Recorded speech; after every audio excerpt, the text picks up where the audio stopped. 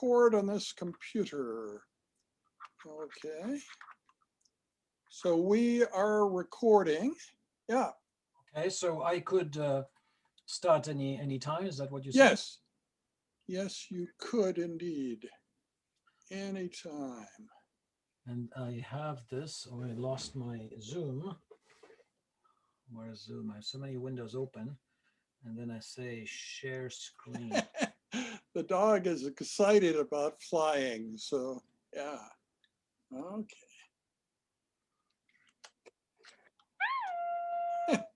No, you be quiet. We have to mute now. Okay. So let me know. I can start anytime you want. I can start. Okay. Yes, you can start. You're waiting for me. Well, good afternoon, everybody. I'm Osmar Zaiane. For those who were not here last time, we are in part 2. So today, I don't know, I'll talk about some examples that I didn't talk about last time, and maybe some discussions about the cautions that we should consider. I mean, we have to be careful about AI, or should we not worry about it, and things like that. It's only on the third part that I will talk more about machine learning and the different techniques in machine learning. Okay, so last time what we talked about is this notion of artificial intelligence, which encompasses a subfield called machine learning, how to basically teach a machine to do things without specifically coding it for it. And then we talked about another subfield within machine learning called deep learning. So what you have to remember is that they're not synonymous. Deep learning is a machine learning technique, and machine learning is part of AI. I also talked about the reasons why AI is coming back. There's a new rise of AI. It has been around for more than half a century, but now it's a big deal, and it's ubiquitous everywhere we turn. There's AI. What I didn't talk about are examples, but I gave you, well, very few examples anyways, but I gave you a big picture of machine learning. I said that you have data, at least in supervised machine learning, you have data that is labeled, and a program goes over it and it learns a model. What is that model? Is basically a representation of this data that discriminates between the classes so that I can use it to predict in the future. So how can I predict? Well, I can use it to automatically label things that haven't been labeled before. So these are automatically labeled. And what is this cloud here, a representation? Well, a neural network is one example of a representation that can be used for this kind of prediction. Now I'll show you how this is used in things that are close to us in medicine. So I'll talk about precision health, precision medicine. The goal is to avoid what we're doing today. When you have people who are sick, regardless of their characteristics, as long as they have the symptoms of this disease and we diagnose this disease, we give them the same treatment. But people are different, and they may respond differently to these treatments. So the idea is to be able to give treatments that are specific to people, maybe to different cohorts, or ideally to individuals themselves. That's what precision medicine is all about. So treatment that is tailored to the patient. So I'll show you how machine learning can help in that direction, but actually machine learning is a capital component of this precision medicine. Often when we talk about personalized medicine or precision medicine, people think immediately about genomics and the genes. That's what distinguishes us. Maybe also metabolomics or the microbiome. This is also something that is a fingerprint, like different people have different microbiome and so forth, but it's not just genetics. It encompasses way more than just these omics, and I'll show some examples. So how does it work in general? How is it done? Let's take an example. I have a new patient here, and I have some characteristics in the medical record about this patient. And I want to know, for example, if a particular disease will reoccur or not for this patient. How can I predict it? Well, I can use machine learning because I have data about other patients, so historical data. They have different characteristics here, but I have the information whether for them that disease, for example, reoccurred or not. Okay, some people have a yes, some people have a no. So these are the equivalent of the colors that I had before in that very simple example. So this is what we call classes. There are two classes, a yes or a no. And what I can do is I can use this data as a training data to train a classifier. The classifier will learn how to classify, and then I give it this new object, this new patient. I don't have the class label. Well, that class label will be predicted by this classifier. It will say, no, this the probability of this recurring is actually very low. Okay, so that's the main idea. So we'll show you some examples how we use this, and these are real examples that have been published, most of them from our team at U of A. So this is the case of breast cancer. And when somebody has breast cancer, well, we treat that patient, let's say, with chemotherapy. And after that, we can do an adjuvant treatment and hormonal therapy. But that depends upon different things because not everybody will respond to that adjuvant treatment. So what can be done is, when you do the biopsy to check whether there's cancer or not, you can do some microarray data analysis to check the gene expression. And that information can be used if you have the same information from previous patients, and you know, for example, that they are estrogen receptive negative or positive, then you can also predict for this new patient, for this particular biopsy, you can predict whether this patient is ER positive or ER negative, and that will tell you whether you should, for example, treat with tamoxifen or not this patient. And so you can see that we are personalizing the treatment based on the individual.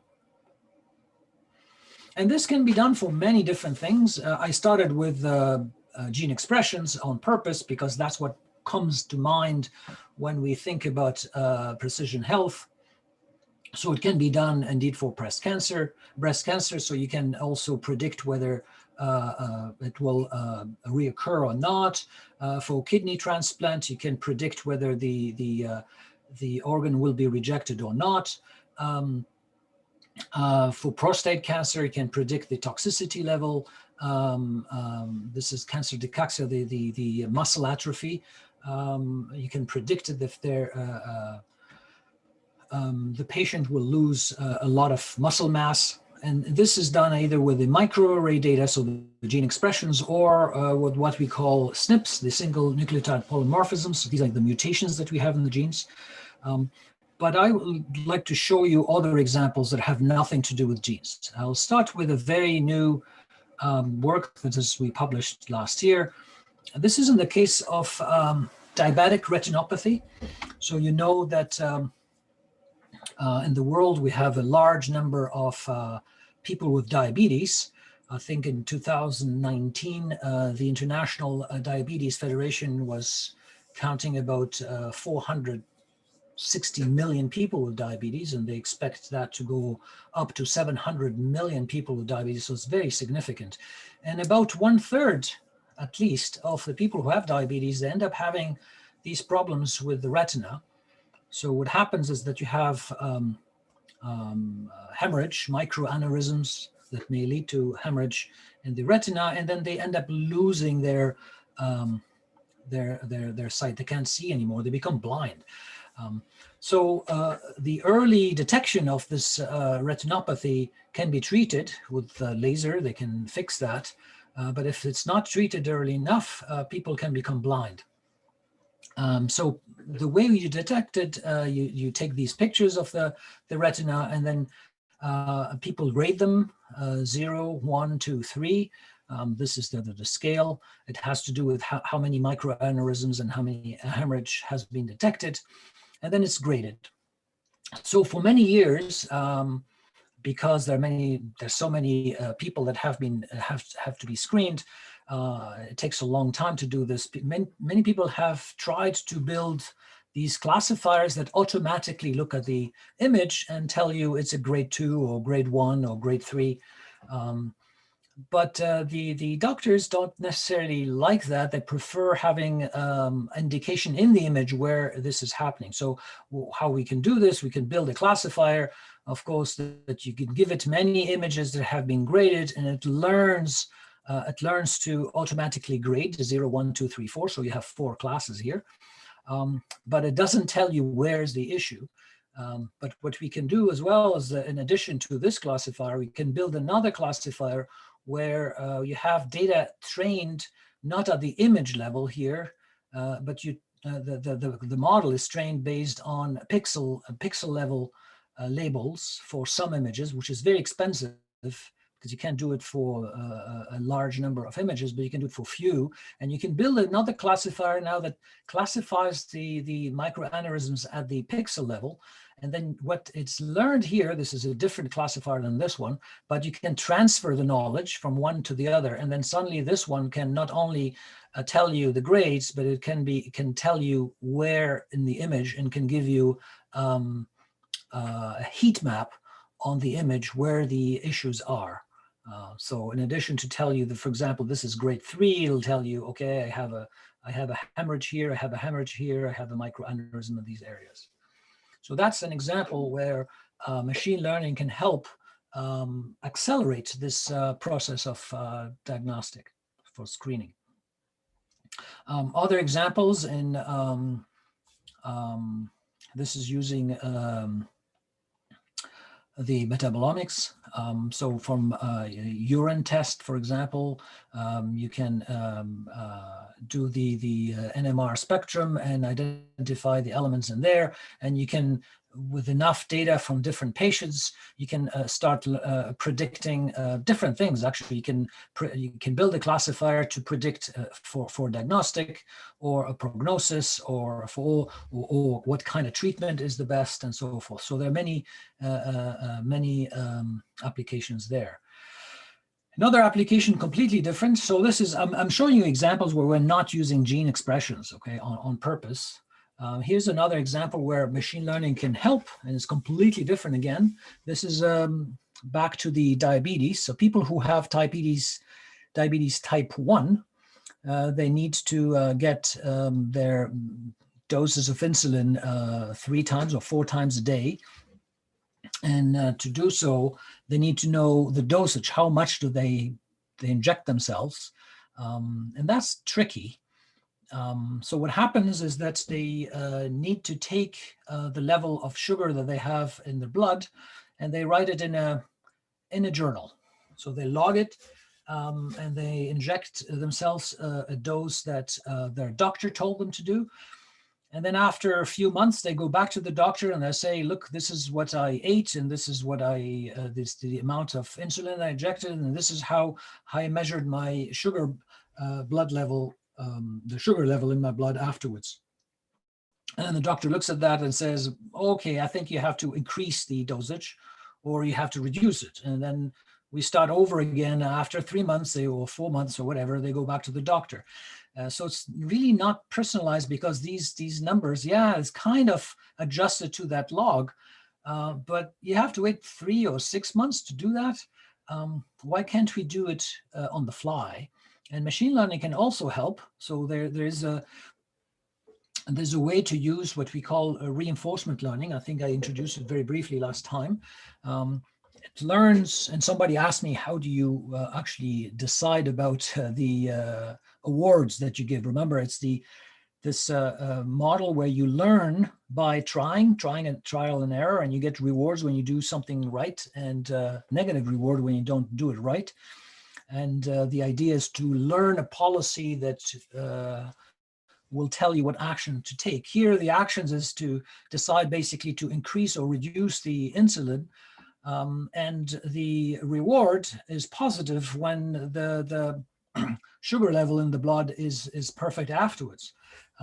So after a few trials, as you use it day after day, it adapts to you, and you don't have to wait 6 months to go and see the doctor to adjust your insulin amount. Okay, going back. Here's another example where machine learning is used in a completely different kind of data set. So this is the case of deciding about the treatment to give to somebody who has been injured at work. So when people are injured at work, they go to the Workers' Compensation Board, and the WCB has its own clinics, and they give a treatment for that. They injured their back or their elbow or their shoulder or whatever. After the treatment, there's an assessment to see whether these people are ready to go back to work, or there's another treatment that is necessary before they go back to work. And what happens is that, okay, there is an injury, there's a first treatment, there's an evaluation, there's a second treatment. After the second treatment, there's another evaluation. And that second evaluation, either everything is fine and they go back to work, or they have to do yet another secondary treatment. And often we stay in this loop here, and that delays the time before they feel better and before they can go back to work. So we lose time, we lose money, obviously, and we'd like to reduce the time. And we use machine learning to learn from those cases that were not that. So is this okay? Hello? There's a question there? No question? Okay. So if you don't have a question, it's better to mute. Then there's no issue here. So we learn from these cases that are short, and we learn to predict which secondary treatment is the best after a particular evaluation. So what is the evaluation? The evaluation is actually a questionnaire. So we learn from a questionnaire that has been filled by an evaluator, and we learn to predict what is the best action to do, what is the best treatment to give. And we ended up, okay, I'll go faster here. We build this classifier that learns from an evaluation which appropriate treatment to give, and we managed to reduce the time significantly. The interesting thing in this research is that it worked very well with one particular clinic in a particular province. When we moved it to apply that learned model on another clinic, it didn't work very well. And it happens that different clinics have different, I wouldn't say protocol, but they have different ways of giving treatments. We also assumed that there were new treatments that we didn't have in the training data and things like that. So the lesson learned there is that you cannot very easily move a model like this from one clinic to the other. You have to learn from scratch. Here's another very nice example that I love very much. It illustrates yet again the use of machine learning in medicine, but also I like it because it shows that machine learning in these cases are not trying to replace the doctor, but trying to build tools to empower them to do things better, to faster, more accurately, and so forth. So this is the case of treating the brain tumor. And before doing this treatment, so this is before surgery to remove the tumor. Before the surgery, there is a segmentation that happens in medical images. These are different slices of the MRI. And the segmentation is not on an image, but on the volume. And it's a very tedious job that the doctor has to do. And it takes about, on average, 30 minutes to do. It's not that easy. And doctors are not very consistent. Different doctors may not do it exactly the same. And even the same doctor doing it in the morning and doing it again in the afternoon, they may not get exactly the same result. So the idea was to look at past segmentations and learn automatically how to segment these images And obviously not to replace the doctor who spent half an hour segmenting this, but it's to present something to the doctor already pre-segmented. And instead of the doctor doing it from scratch, the doctor will adjust the segmentation. So move it a little bit here, move it a little bit here. And instead of spending 30 minutes, they can do it in 5 minutes. So that saves them a lot of time. And thanks to machine learning. I'll go quickly here on this. This is about also using machine learning. This is for mental health, extracting, well, from text, we learn automatically how to identify emotions expressed. So you can take a sentence that is said and then with a speech to text, transform it into text. And we do from text, we do emotion detection, and you can follow that emotion in time and see whether it stays low too long or not. So we have been using this as a building block for the detection of expression of anxiety and depression. Okay, I'll go faster here. This was published in 2019. So basically, in summary, precision health is something that we'd like to do, and machine learning is key to implement this kind of precision health. And the definition of precision health doesn't just encompass gene expressions, it's also beyond that. We can use many other sources of data. I showed you some examples, but really the sky is the limit. And AI is transformative for medicine. Like, we are building tools that will change the way we do things. We'll do it faster and we'll do it more accurately. Okay. But despite the fact that this is beautiful and very nice, there are many people who are still sounding an alarm here, saying, well, AI is actually dangerous because it's them, the machine, against us, and they will replace us. There's this issue of privacy, of course, and so forth. But, well, we have to find basically the balance. I'm not dismissing the risks that they exist. I'm not dismissing the issues with privacy, but we need to move forward, and we need to move forward carefully and knowing what are the risks. So I'm going to give you, first I'm going to stop here for 2 seconds to, well, for a few minutes to see if anybody has a question. No? So any questions? I guess it's absolutely clear. Okay, good. So I'm going to talk about something that is, okay, I put the genes here. This is what some people call the DNA of a client, not the DNA of a patient.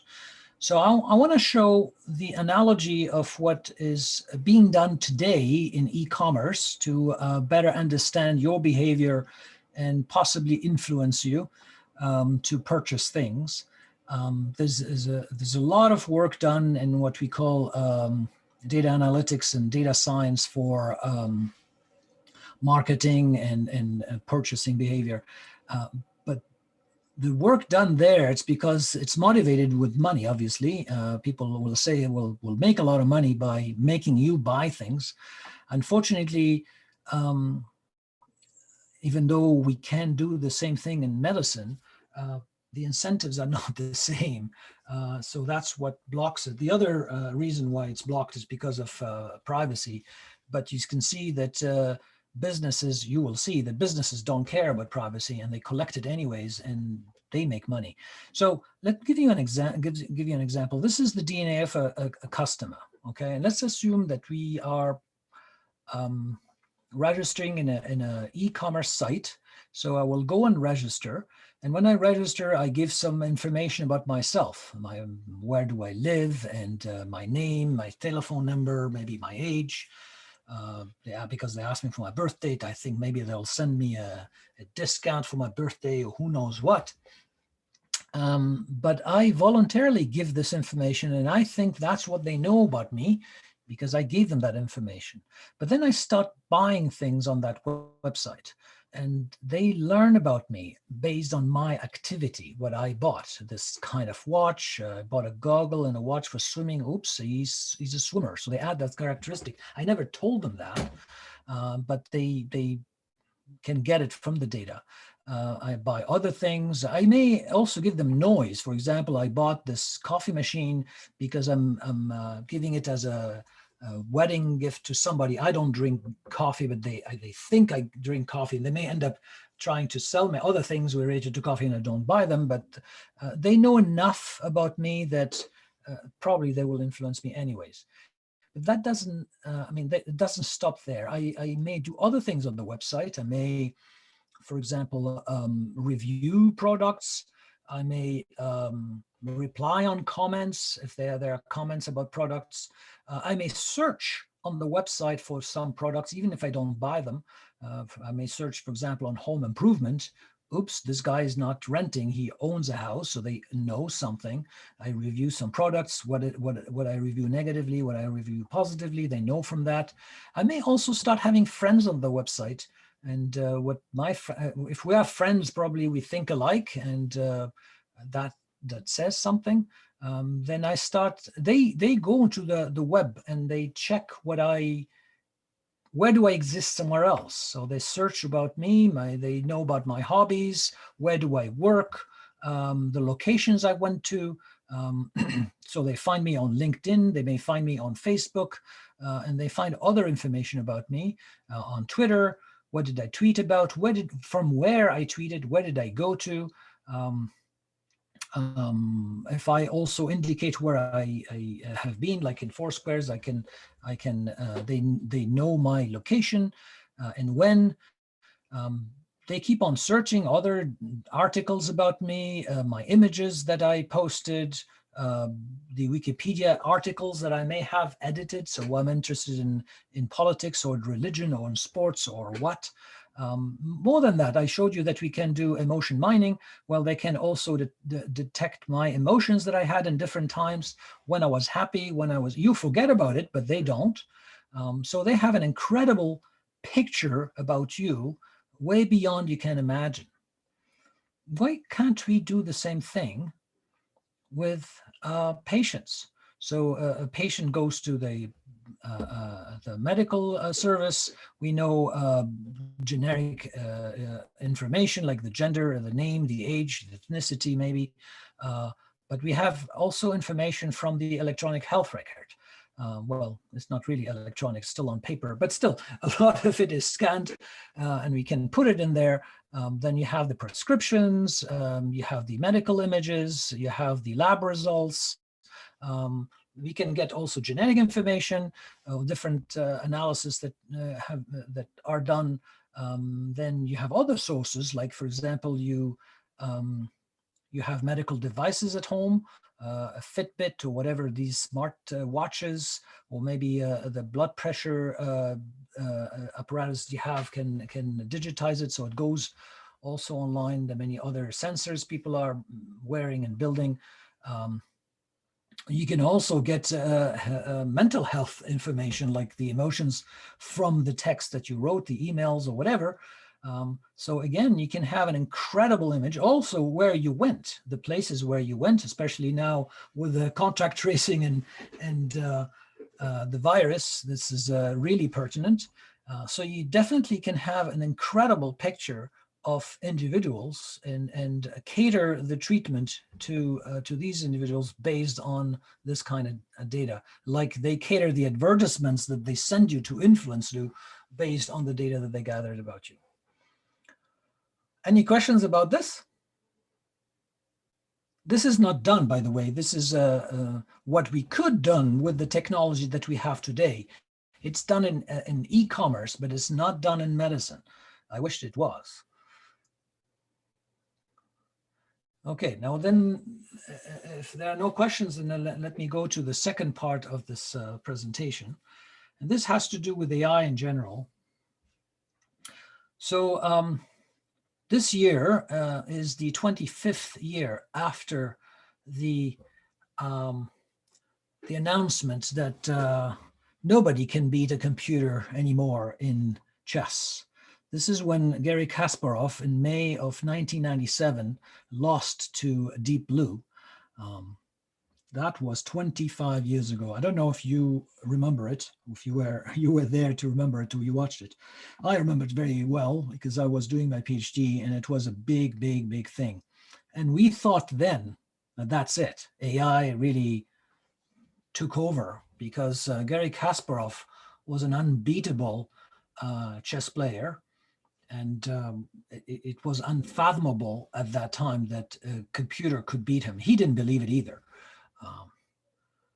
So was that the only achievement? Actually, we had many, many achievements in AI. I just mentioned Deep Blue with Garry Kasparov in 1997. But here at U of A, before even Deep Blue, we had Chinook that also beat the world champion in checkers in a real tournament in 1994. And in 2007, actually, the game was solved. It means it was proven that you cannot actually win against a computer. It's impossible because the computer knows all the possibilities. In 2011, that was a big also event. In 2011, Watson from IBM again beat the best at the quiz show Jeopardy. That was very, very impressive with a huge margin. There were other achievements very early on in 1995. A car that was completely automated was able to do 3,000 miles without a driver. And between 2004 and 2007, DARPA had a huge challenge that many universities and many companies participated in, where they built these cars that were able to compete in a desert. The first challenge was in the desert, and then they had an urban challenge where cars were competing on the street. And they were completely autonomous. And now, well, we talk so much about the autonomous vehicles. You can buy it today. It's not perfect, but I mean, it's becoming like a commodity. It's not a big deal. Another incredible achievement was, again, from the University of Alberta, being able to solve heads-up limit Texas Hold'em. And then in 2011, at the same time as the announcement of Watson, we were able to beat actually professional players. So these are incredible achievements, but the reality is that these are like bursts of things. Like if you look at the time from 97, this is when we had Deep Blue, and this is, I'm representing, this is not perfect. This is an approximation. I did it by hand. This is representing the enthusiasm about AI. And people were indifferent. And then suddenly you have this Deep Blue beating Garry Kasparov, and everybody is focusing on AI, and there's a huge hype. And then they start forgetting about it until the next event. And then you have checkers solved. Again, an enthusiasm, and then it disappears. Watson, oh my gosh, everybody's talking about it, the media, and the world is over and all that stuff. And then the enthusiasm goes away. And then until the next event, AlphaGo, and then it goes up again. These are waves that come and go. And each time that they happen, we think that's it. We jumped over the wall and we are in another part of the universe, but it's not the case. Okay, there's a disillusionment again each time. This morning, I actually tweeted about an article. This is the article was saying that AI can now learn to manipulate human behavior. This is an article that came out. Well, the article in the came out recently on the 10th of February, but it's about a scientific article that was published in November 2020. And what they did in there, they build a simulation of a game, adversarial game, a computer against humans, to basically make money. They were trying to make the opponent, well, they were playing against money, fictive money, virtual money, basically. and they demonstrated that the computer can assess the vulnerability of the human player and take advantage of that and manipulate the decisions of the human. I mean, this sounds huge, of course, but they're still very abstract, as the author said, and involved very limited and unrealistic situations. But they're trying to see how this can be used for the well, in our society, basically. They said, well, proper governance is crucial, but we can actually use this for the betterment of our interaction in society. Well, how can you do that? For example, I can learn how to influence you to take the right decisions vis-a-vis, for example, weight loss. Or when I see that a human is about to make the bad decision regarding health or regarding other things, I can manipulate between quotes what they're doing, such that they influence their decision to do the right decision. But like anything else, things have positive usage and negative usage, and it's up to us to create good AI ethics, AI ethic frameworks, and be careful on how we use that. But it's important to be aware of the risks so that we can avoid them. So this leads me to the warnings that many people are volunteering and making big noise about them. Like, well, there are many famous people who have made a big fuss, like Elon Musk, like Stephen Hawking. Stephen Hawking has said that AI is an existential threat for the human race. So the development of full artificial intelligence could spell an end to the human race. So full artificial intelligence is the artificial intelligence that is completely autonomous and has the same level of intelligence as humans. We're still far away from there. And I think he started saying that, but then later people forget that he retracted more or less from that. And he said that there's a different danger. There's more dangers than the full artificial intelligence. But it's also related to the AI, but it's more about the use of it and how the benefit of AI will not be distributed in a good way. Some people will benefit from it while all the others will be left behind and poor. Benefits from it meaning getting richer. So some people will get richer while the others will have nothing left. So it's capitalism, basically, the dangerous thing, not AI per se. And these messages were not just coming from Steve Hawking, but also Elon Musk, even Bill Gates, and so forth. I'm going to skip here because I have so much to cover. And this is not new. The people actually in the 60s and 70s already said that. They didn't say it's an existential threat, but they said there are risks and we need to think about them rather than dismissing them. Think about them so that we can avoid them or build some kind of ways to protect ourselves from that. Now I'll shift gears and I'll tell you about something else, an anecdote related to the U of A, to show you the extent of what we can do today. So a few years back, there was a student from Australia who came to U of A, David Silver. He wanted to do a PhD, and this student was very interested in a game called Go. It's an Asian board game, very, very ancient game, about 3,000 years or more, and extremely popular in Asia. So in China, in Korea, and Japan, but not very well known in the West world. And that game is very simple to learn to play, for humans anyways, but extremely difficult to teach a computer to play, unlike chess and checker. Checker was solved, and chess is, well, computers are unbeatable today. Go, we couldn't even beat 9-year-old kids playing at this game. And many computer scientists were trying to deal with this challenge.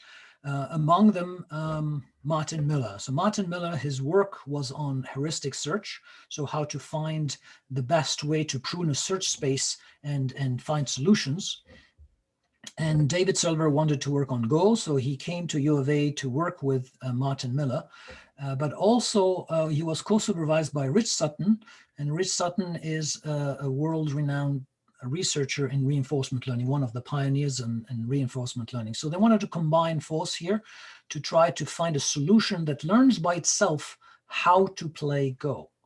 And he did his PhD, and after his PhD, he was actually, he did a very good program that was able to play against masters at the Go game, not kids anymore. And he was hired by a small startup company in London called DeepMind. And DeepMind didn't have a particular product. What they wanted to do is just build something intelligent. Their goal was to build AGI, so artificial general intelligence. And their idea was that if we solve AGI, then we can solve anything, because once you have an artificial general intelligence, it will basically solve other problems. So when they hired him, they said, well, work on something that you're good at that is related to this artificial general intelligence. And he ended up becoming the lead researcher on a project called AlphaGo, to show that their program can beat now the best in the Go game. That DeepMind startup was acquired by Google in 2013, at the end of 2013. In 2014, Larry Page in an interview was explaining why they acquired this company. And he, among other things, said that what really impressed him is something that at DeepMind they were working on is a program that can play Atari games, but not just one game. That same program can play different games in the Atari and beat the humans at that game. So what was fascinating is the fact that it's one game playing, no, one program playing different games at the same time. I can tell you that a program that can play checker or chess cannot play Atari games, cannot drive a car. Each program is built specifically for a particular domain. So this was very novel that one program can play different games at the same time and beat the humans at all of them. And the interesting thing is that this Atari program, well, the agent that was playing all these Atari programs is also done by one of our students from U of A that was hired by DeepMind and coming from the arcade learning environment that Michael Balling was leading here at U of A. Anyway, so what happened is that this AlphaGo, built by Dr. David Silver from U of A, was getting better and better. Now that Google acquired DeepMind, DeepMind has all the resources that Google has, all these computers, and they run bigger models, and they started challenging the champions. So in 2016, they challenged Lee Sedol, a Korean champion who was, I think, 8 times world champion. And surprise to everybody, AlphaGo beat Lee Sedol. And that was a shock in the world. But the Chinese said, well, it's not a big deal. We have our champion and you can't beat our champion.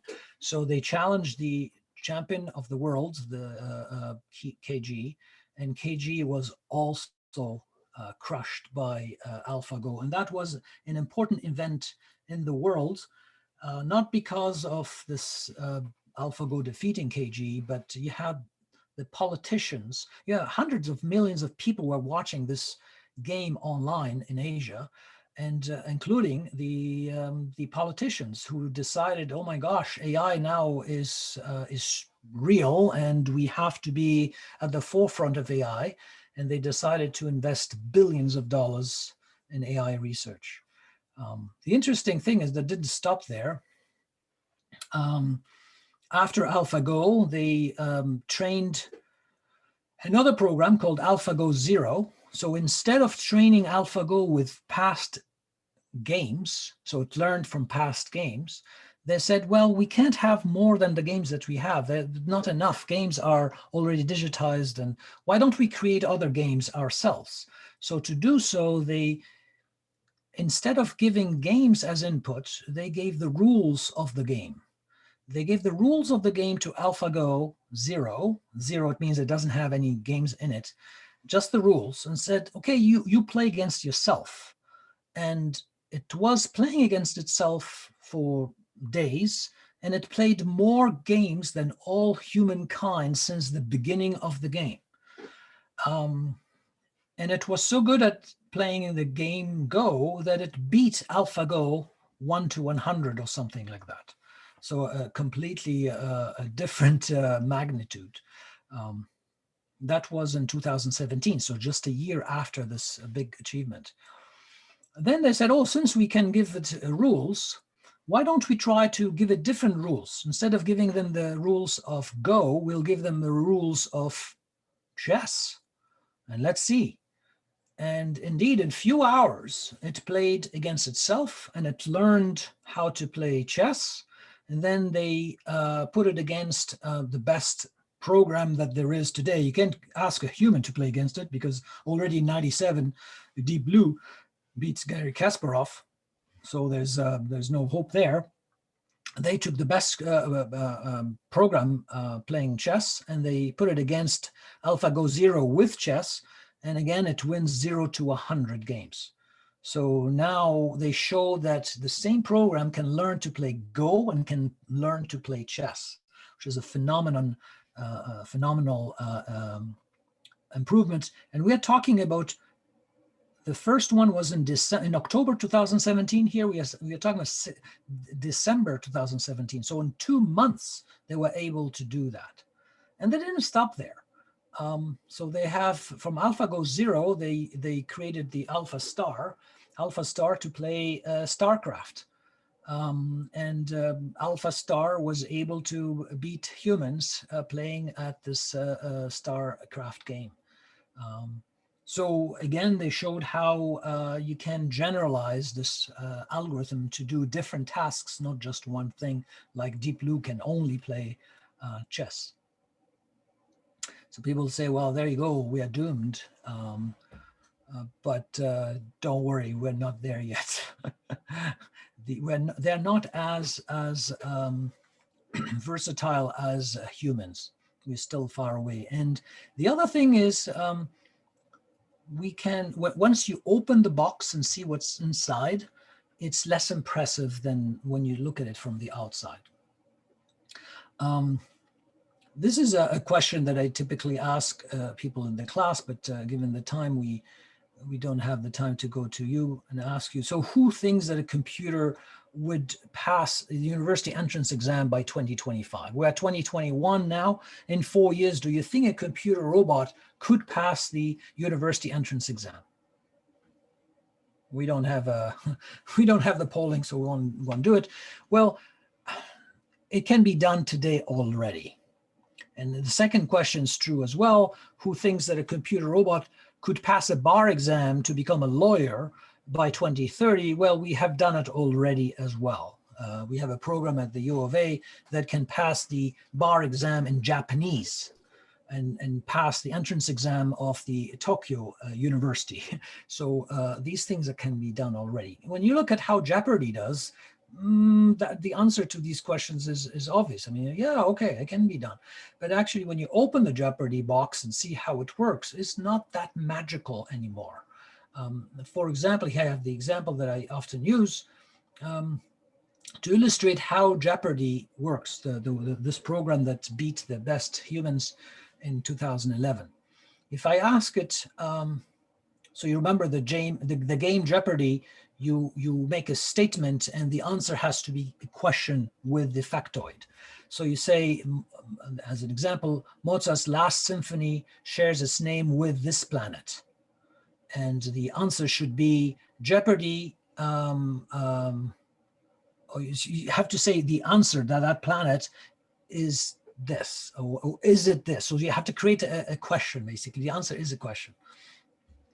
So you have to find the fact that is related to this statement and make it into a question.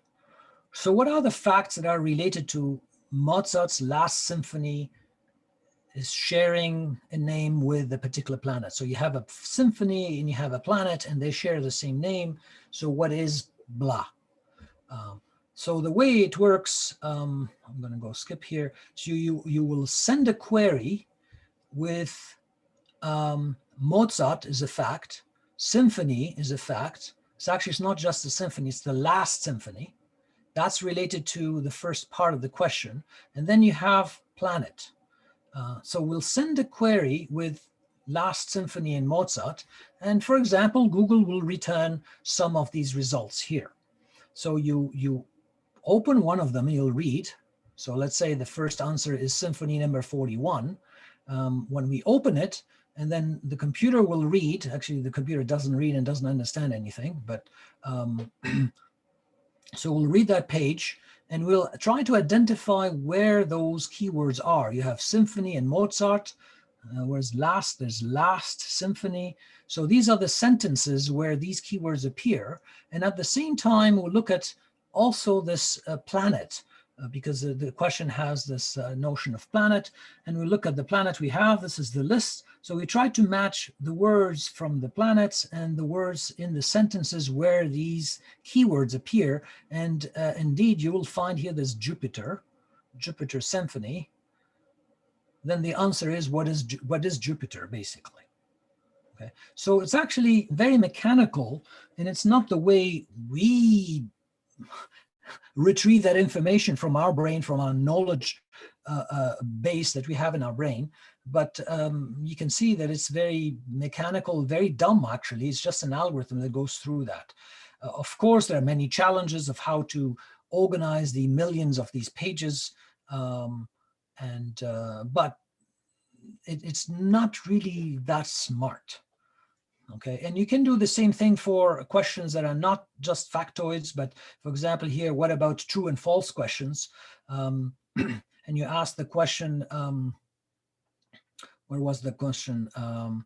Charlemagne repelled the Magyar. Is it true or is it false? So you can do a search in different knowledge bases, like in Wikipedia, and you can find different names like the Avars, the Magyars, the Franks, and you can, based on the information that you hear, you can have different probabilities, and then you can see that, well, the Avars have a high probability, so it's probably not the Magyars. Okay, and you can say false. So you can also, with the same kind of mechanism, be able to very easily answer factoid questions, but true and false questions as well. That's why you can very easily pass some exams, entrance exams and stuff like that, because they're multiple choice questions typically. Okay, but this being said, there are many people who are seriously thinking about this risk, because yes, computers are beating now humans at many, many different tasks. If we don't think about it and let it go, what will happen tomorrow? It's better to think about it now. And there are many, many initiatives building, creating these groups to think about it, even institutes like the Future Life Institute. And I think about different threats to humankind. AI is not the same, the only one.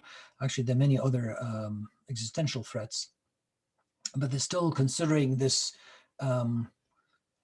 this threat, them against us, the machines against us. And I personally don't like it, because I think we are building tools that are supposedly helping us, like I'm building a hammer.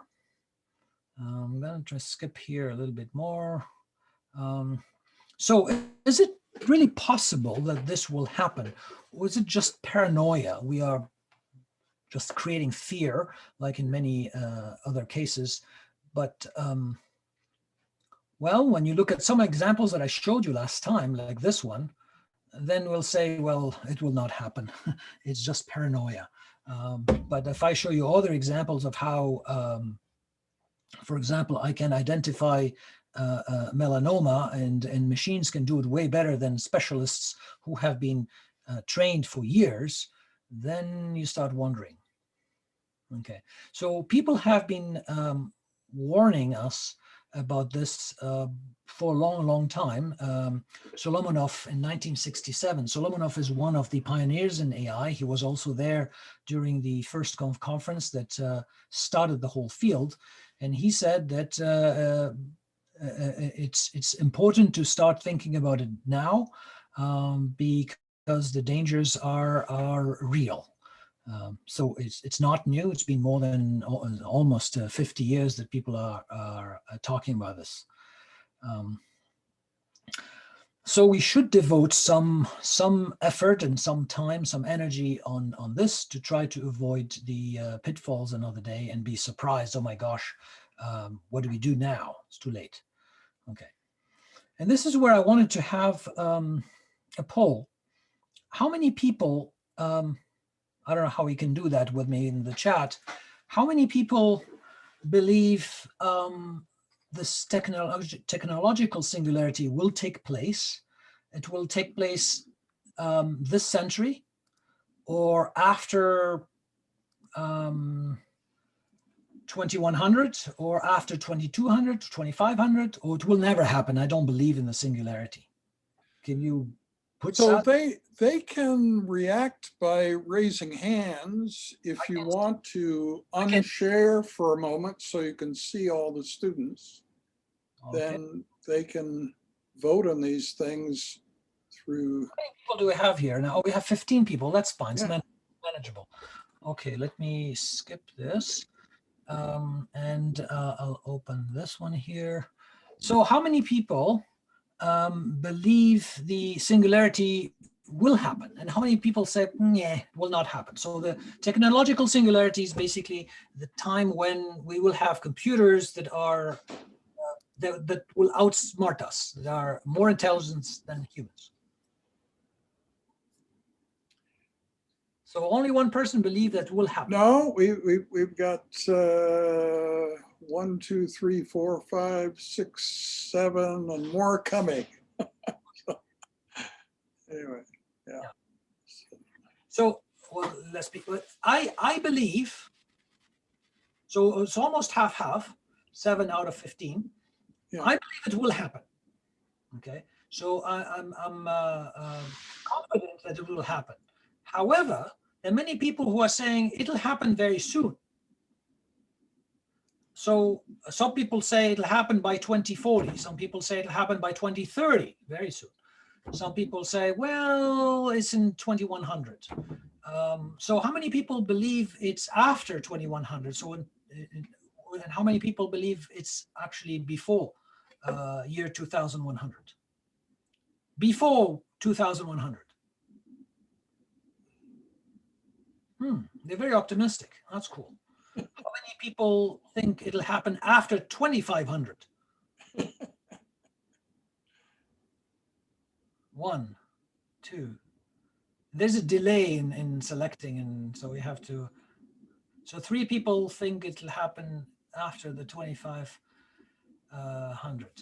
So my belief is that it will happen. It will take place, but I don't believe that I will see it unless something very, well, special happens before that and we discover something and then we use it. But I don't believe that my generation, I will see it, but it will happen eventually because we're getting that. So what is happening is that we are progressing very fast, but as we move forward, we realize that there are other details that we didn't think about. It's actually more complicated than we thought.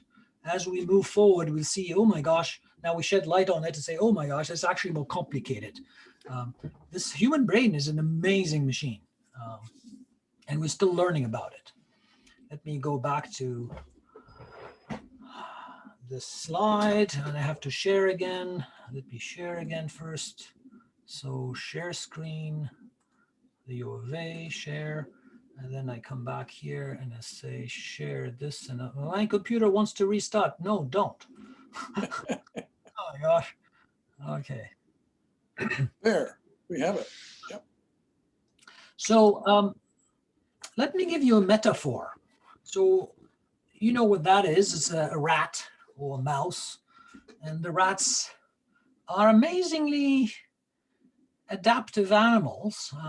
If they need to get food and the food is on the other side of the river, they will cross it. They will swim and adapt to that and get the food. They don't know how to make food out of milk.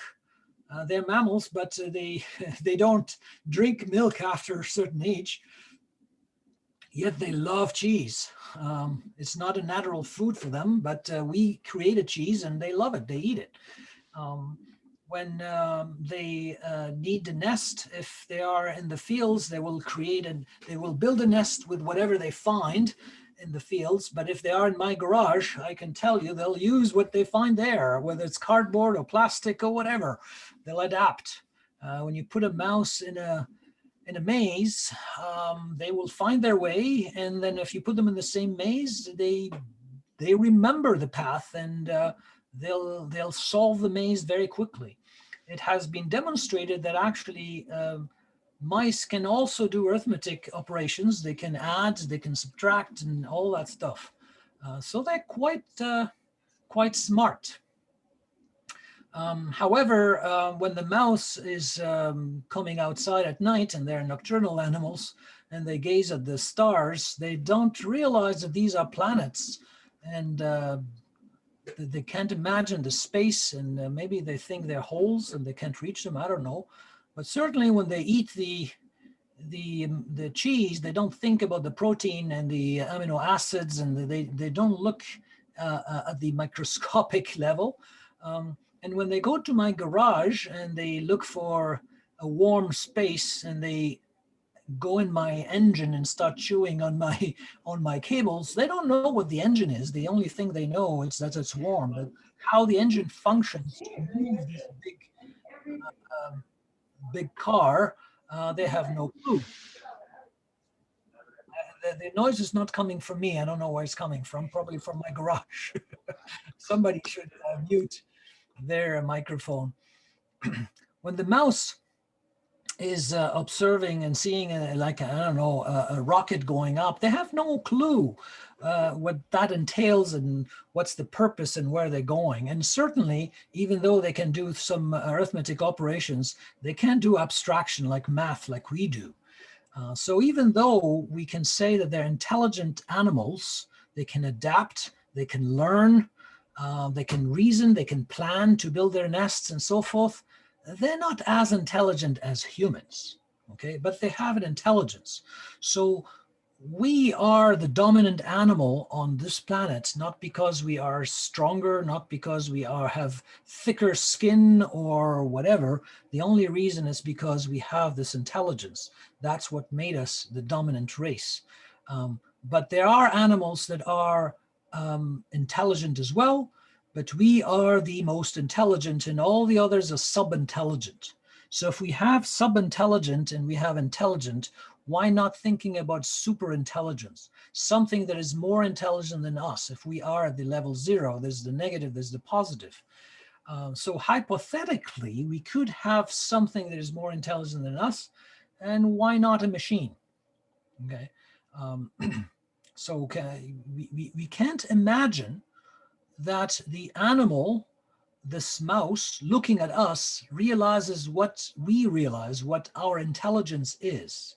The only thing they know is that we are more, well, we are dangerous, basically. We pose a risk for them. We can kill them or whatever. But they can't imagine what we think about our math and our rockets and our engine or whatever. It's the same thing for the super intelligent. We can imagine that could exist, could also create a risk for us, like the humans for the rat. But we have no idea how that intelligence is actually thinking. Like the mouse doesn't think about our intelligence because we are not at the same level. So theoretically anyways, this can happen. And that's why I believe it will happen in the future. Okay, so how can it happen? Well, I can see 3 paths to this technological singularity. One way is to help biology select. So, and not a natural selection, but we help the selection so we can create people more intelligent. That's completely unethical, but I can tell you many people are thinking about it, not only in science fiction movies, but in reality. Because otherwise, nature is very slow in that perspective, at least slow in our scale, in our life scale. But if you look at the children who were born before Christ, so in the 4th century, like Aristotle, if we had a way to take one of those children and move them to our lifetime, they will learn like us. They have the same capacity, the same machine in their brain has exactly the same capacities, just that they were not exposed to the same knowledge that we have. So this machine and the machine that we have today, well, Einstein is dead already, but our people, the contemporary people, we have exactly the same capacity. Nature is very slow, but we could help it by accelerating that evolution. The other obvious path is what most people are talking about, this artificial intelligence that will exceed the human intelligence. That is also very slow. It's very slow because we are improving our hardware, like I talked about last time, but software is still very, very, very slow. And we discover more challenges, more technical issues that make things even slower. So it will not happen very quickly along this path. But there are other paths too. One path is what we call, cybernetic singularity, is when we mix the human body and computer interfaces and computer components, so artificial components. It doesn't have to be computer. It can be, you can mix humans with other things, but let's say with computers. And that is very possible. So it's already starting, it's already happening. And we have very surprising results. There are some people who have, like Elon Musk. He has a company. Not only he's known for his autonomous car and his company sending satellites and planning to go to Mars and so forth. But he has another company that specializes in building interfaces with the brain, trying to upload or download information from the brain. So it's happening and it's very serious. People believe in it and they're already investing in it. And finally, there's another path that is a little bit more difficult to control, but I believe it can happen.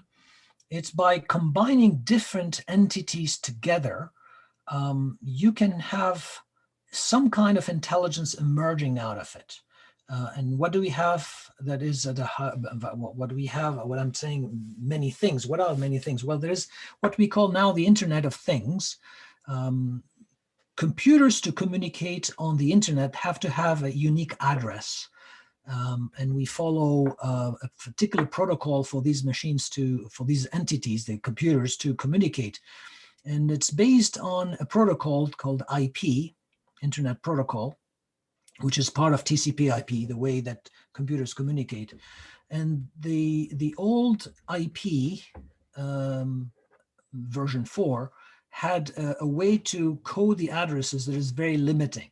Recently, they changed it, IPv6, so Internet Protocol version 6, that allows a larger coding for addresses.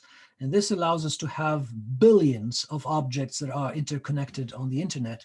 So now we have all sorts of things that are connected to the internet: light bulbs, thermostats, cars, whatever, you name it, sensors. And when you put all these together, will it happen that, some kind of intelligence would emerge of that? We don't know. So what's the brain? The brain is just billions of these neurons that are interconnected. So if you have not just neurons, billions of neurons interconnected, but billions of objects that are themselves have amazing capacities. One is a thermostat, but the other one can be a computer, and the other one is a robot, and so forth. Why can't we have also some kind of intelligence emerging out of that, a consciousness? And what convinces me even more is looking at how ants can do amazing things. I showed you on Tuesday this bridge built by the ants to attack the wasps. There are many researchers specializing in ants and their behavior. When they look at how the nests are built, they're cities underground, cities where they have they capture other insects, like we have our sheep and cows and stuff like that. They also have farming for fungus. They have incredible highways and interconnected rooms. And this architecture cannot be designed by one ant. It's the collective of all the ants that managed to get all this organized. So it's a possibility that out of billions of smart entities interconnected together, we can have some kind of maybe consciousness or intelligence anyways. We shouldn't think about intelligence just our kind of intelligence. There are many kinds of intelligence that can exist. So the one that I believe is more plausible is number 3, is the combination of computers and humans. So this is what we call the cyborgs. And cyborgs exist already. We have people augmented with different kinds of devices, not just these prosthetics, but you may have artificial eye, artificial hip, or artificial knee, and things like that. But we can do it the other way around as well. We can take a machine and add to it cells. So this is the case of a prosthetic, but on the other side, so you can take a machine and add also biological cells. And this has been done already as well.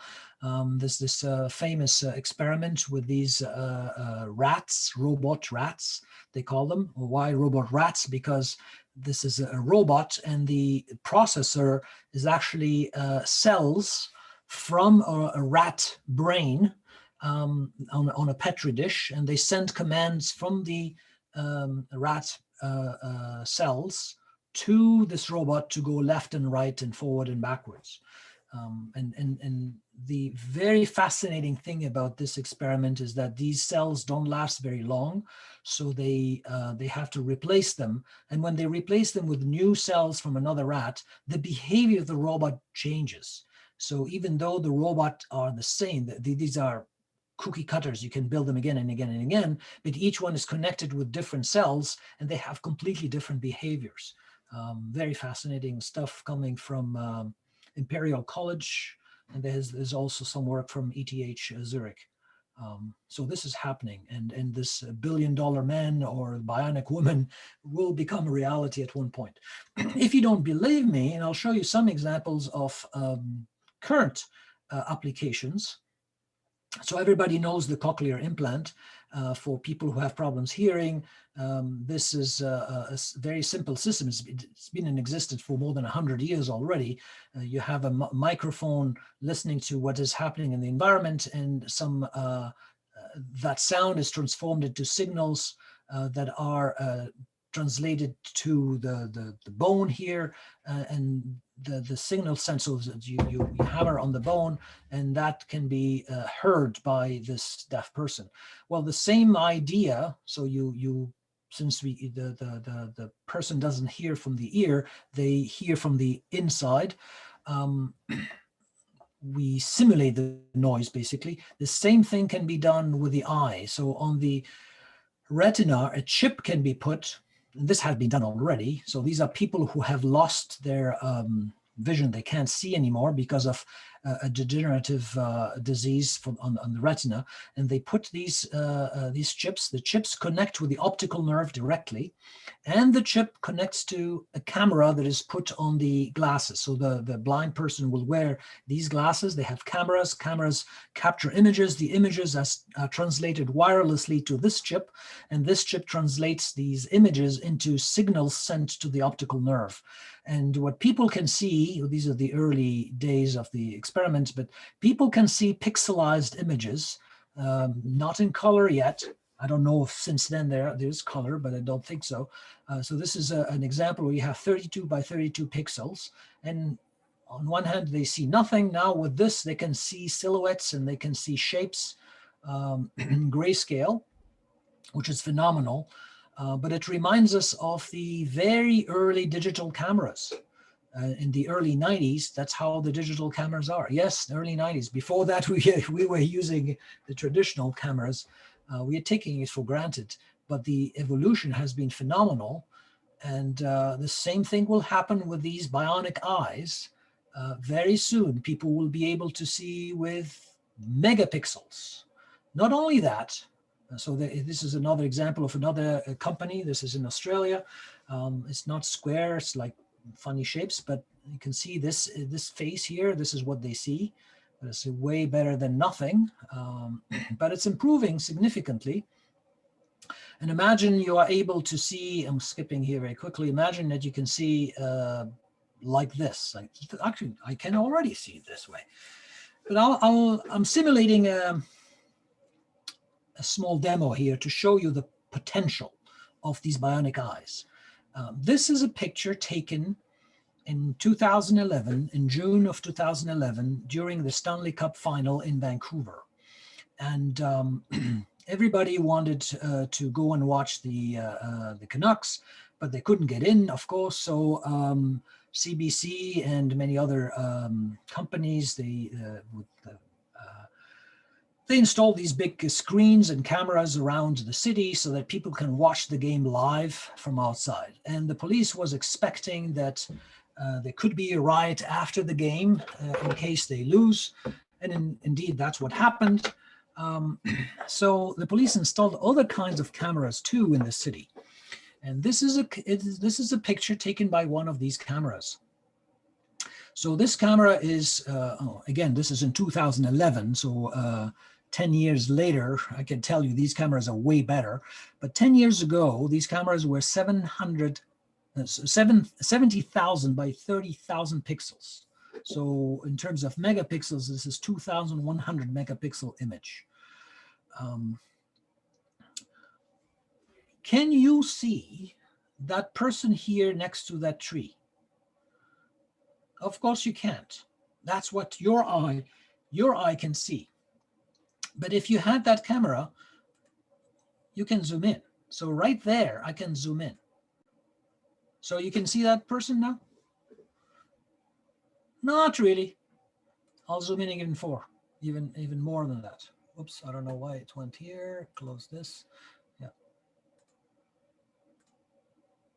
Now you can see him. That's the person. So this person was hiding in the crowd and wouldn't be thinking that they could be seen. It's impossible. I'm hiding in there. They cannot see me. But with this camera, they can. And in the normal camera, just to show you, so I'm zooming again so I can even see more details. This is all from the same picture.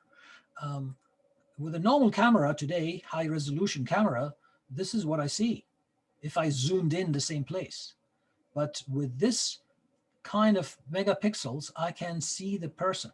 So imagine now the bionic eye, that chip that I was putting in the retina inside, if it's capable of that kind of resolution, I would be able to zoom in this crowd and see anything I want. I would be able to read a newspaper 200 meters away.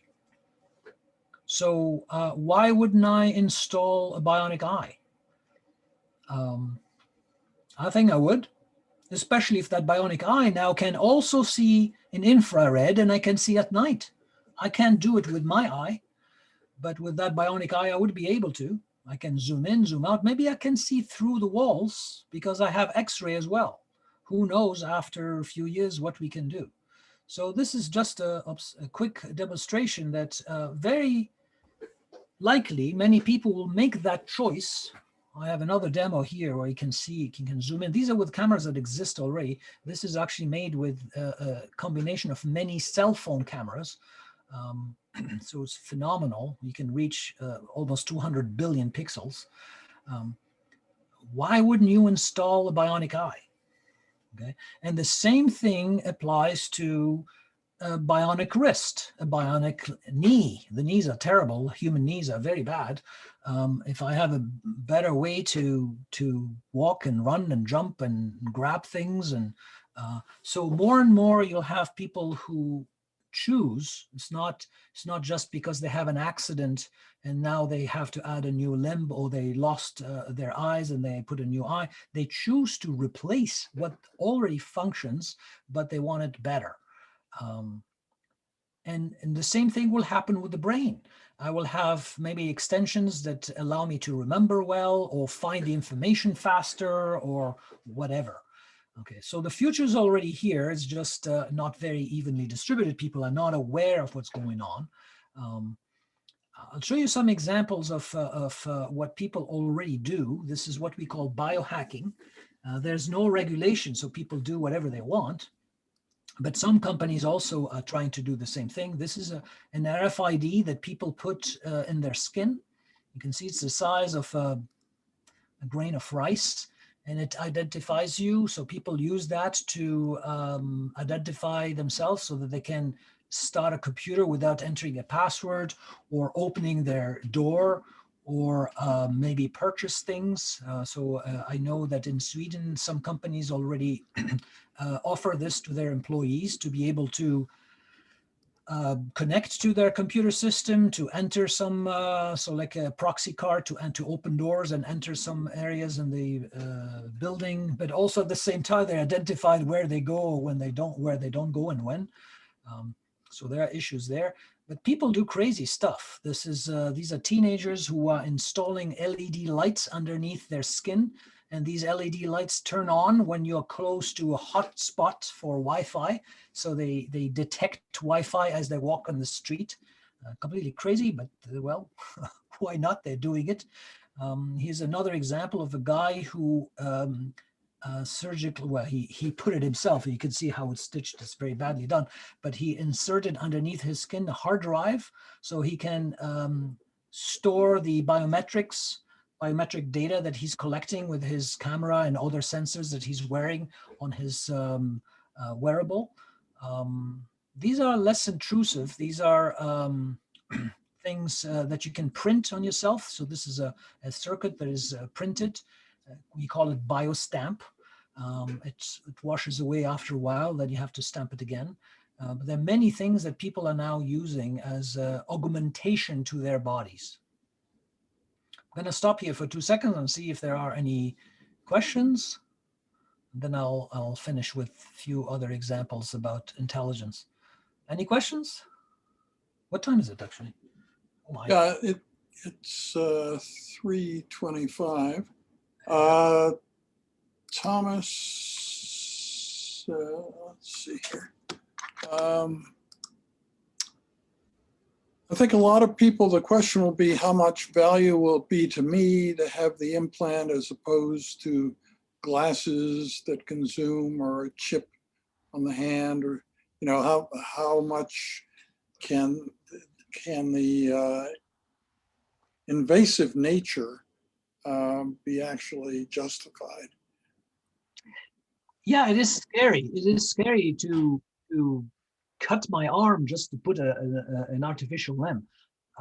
It's scary because we know that it may or may not work. There's a lot of uncertainty behind it. And I share your worries about that. Why would I remove my eye when I can put the glasses? But you know, many people don't like glasses. They prefer contact lenses because glasses have their problems too. I cannot run with it. I cannot swim with it. I have to change it. I go from outside to inside, and suddenly I'm becoming blind because of the stuff on the glass. So everything I mean, all the choices that you have in front of you will have advantages and disadvantages. But the day that this uncertainty disappears about the consequences of a new eye or a new arm, I think more and more people will choose that. If I know that, if I know with 100% certainty that I will not have complications from a new artificial eye, and I know that that artificial eye will allow me to see far away. I mean, I know day after day, my eyes, these eyes are getting worse and worse. I know I have to wear glasses when I'm reading. But if I know that this new eye will allow me to read at 200 meters away, any newspaper or any card or any sign, and I can see at night, I would do it. So what benefit? Well, the benefit is that I can see at night and I can see from far away and I can see better than what I have, if I don't have the risks attached to it. And anything has risks. It's like the vaccine for the COVID-19. Some people want to do it because there are advantages of doing it, and some people are hesitant because they don't know if it'll work or doesn't work and what are the consequences. So everything is the same in this case. I don't know if I answered your question because yeah, I don't see your faces, so I don't know the reaction. Full of comment, but thank you for your response. I appreciate that. You're welcome.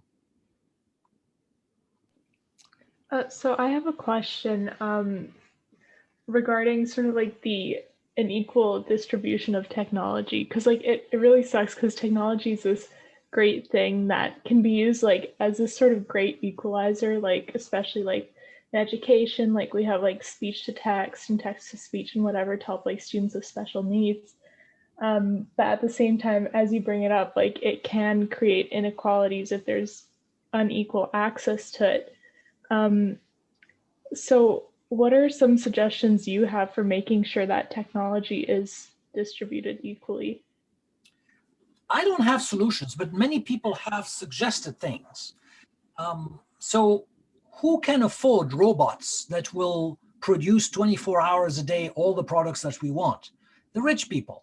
So the rich investors, and if they keep all the benefits to themselves, they'll get richer and richer. And I don't know why, because they will not take it with them in the graves, but they do that. They continue to get richer and richer. And who loses in this equation are the people who are losing their jobs because they're replaced by robots. So the difference between the rich and the poor will increase significantly. And this is what Stephen Hawking was talking about, this unequal distribution of wealth that we will create with automation. So people have suggested solutions. For example, Bill Gates has said that any robot has to pay taxes as well. So if I'm an owner of 1,000 robot, not only I have to pay taxes on what I'm making, but each one of my robots has to pay taxes. And then the taxes will be used by governments to distribute that wealth. Some people have also suggested a universal kind of income, whether you work or you don't work. And this has been attempted in many jurisdictions already. So whether you work or you don't work, or you want to work or you don't want to work, or you lost your job or you already have it, it doesn't matter. Everybody will get the same kind of income, and then they can live with it at least. It's a decent amount. And if in addition you work, because you have the option to work, or you have the chance to work, you have the opportunity to work, you're free to do it.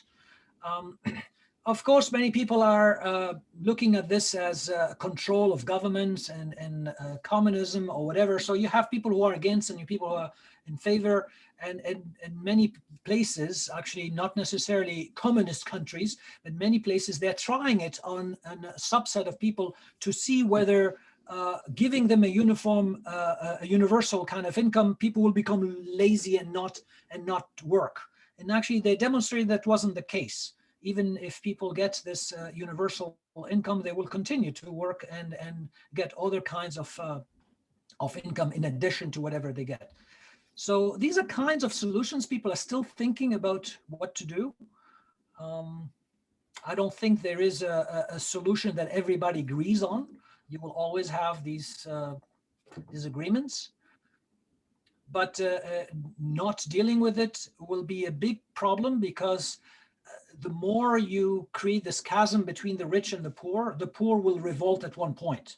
And that's what Stephen Hawking was saying. It is actually an existential threat, that kind of crisis that you may create by enriching people and making others poorer and poorer until they can't even survive. Yeah. Did I address your question? Yeah, thanks for answering that. I know it's a tricky discussion that we're still having. I also had one quick question about precise medicine and AI. So you did mention about, like, I was just wondering, how would it be possible for AI, knowing that it is based on hardcore physical data sets, how would it be used in diagnosis of mental health like disorders, and like could it go to that extent? How can it be used in mental health? Well, I'm one of the researchers working on that.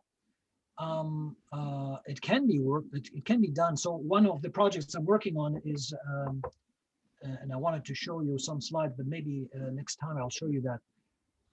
I'm working on a chatbot that is specifically for the elderly. So the elderly, they can choose to go to a care home or stay at home. And many of them don't want to go to a care home. They want to stay in their own house. And even if everybody wanted to go to a care home, we don't have enough. We don't have enough people to deal with that. When the elderly stay at home, especially when they lose their significant other, they're alone, boredom, I mean, they become bored, and that loneliness leads to mental health issues. And mental health issues also linked to physical issues, and that's when they start declining. So it is very important to create some kind of companionship, and I'm working on a conversational agent that is specifically for the elderly. But at the same time, what we want to do is detect the signs of anxiety. As you talk with these people, you want to know if they have issues. You're not doing any diagnostic, but you're just looking at these signs, and then remotely you can inform the caregiver or the doctor or whatever, so they can take action before it's too late. To do that, we have to train models to learn how to detect these signs. And to train models, you need data. And to get the data is a big deal, very big problem, because it's private. It's not shared by so the psychologist cannot give you that data to work on. And you can't go to people, say, hey, can you give me your, I don't know, whatever your parent or your family member has said or written or whatever. They don't give you that. So the only thing we can do is, well, we tried to get some data with some big hoops we have to jump through with ethical approval and all that stuff. But what we can do is that there are social networks where people who have depression, who have been diagnosed with depression, actually expressing themselves. And because it's self-declared, I have this depression, or I have been diagnosed with depression, we can label that automatically, saying that these are examples of expressions or text written or said by people who have self-declared that they are with depression. We can use that plus other text of other people who are not saying that they have depression, and then we use these to train our models. Other techniques we can use is,